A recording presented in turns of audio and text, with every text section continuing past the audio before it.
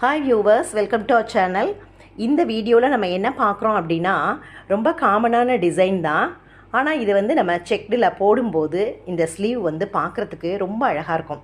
ஒரு மேரேஜுக்கோ அல்லது ஒரு பார்ட்டிக்கோ அல்லது வேறு ஏதோ ஒரு ஃபெஸ்டிவல்க்கோ நாம் இந்த மாதிரி செக்டு ஸ்லீவ் யூஸ் பண்ணும்போது ரொம்ப ஒரு கிராண்டான லுக் கொடுக்குது.